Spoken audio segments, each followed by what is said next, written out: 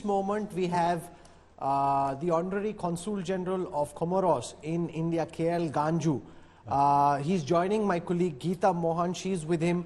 And let's just go across to Geeta as we get the first reaction from the African Union to them being invited to the G20 high table. Here she is, Geeta Mohan, speaking to the Consul General.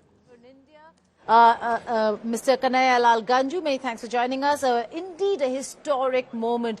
You, as an Indian, representing Comoros, and the President of Comoros being here, certainly your names will be etched in history. How do you see African Union now becoming G20, and G20 in all probability tomorrow will be called G21? Thank you very much once again for inviting me here.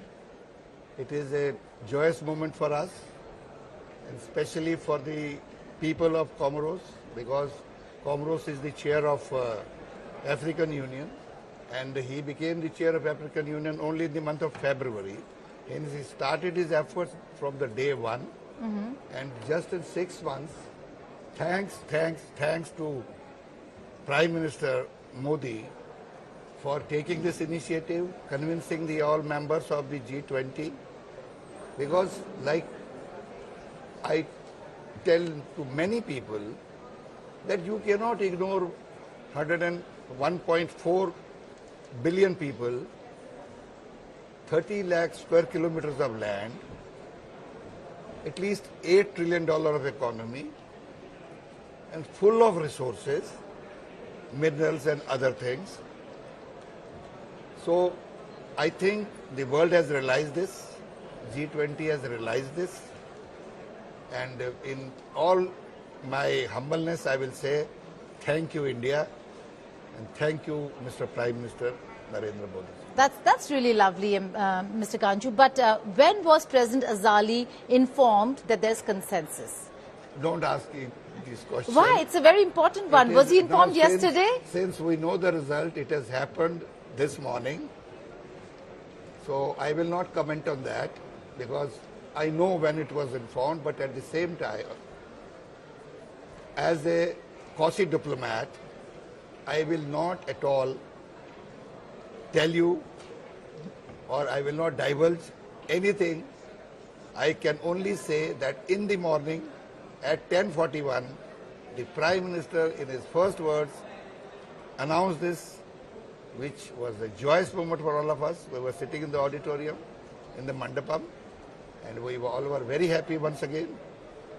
And that's all for me. Okay, for the African Union, before I let you go, for the African Union, what is going to be the agenda, the big ticket agenda on the table when you represent the African Union at the table? You see, African Union is a combination of the most industrialized nations. Their GDP is about 80% of the world GDP. And when we have on the top of it, the Africa has a workforce. If by being one of the members of the G20, now 21, we will explain to them face to face, one to one, that you need to invest in Africa. You need to see that Africa grows. And let me tell you, if Africa grows, the problem of immigration in many countries may reduce. Because when everybody gets a good life within his motherland, so nobody tends to go anywhere. Okay, then the flip side of the entire argument is that there are concerns about China's inroads into Africa, the investments they've made. Should Africa Union, and Africa Union now is a part of the G20, would China's influence then grow within the G20? I believe, I can say it categorically, there is no question of any influence on any country.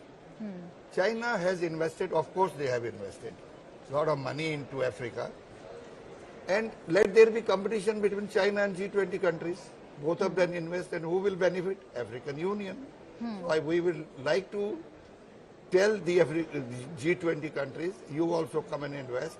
India is already investing a lot of money in Africa.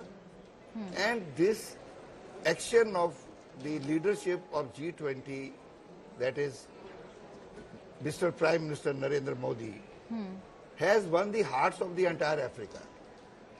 Well, that's a very important message. And on that note, thank you so much, Mr. Ganju, for God bless speaking you. to us here on India Today.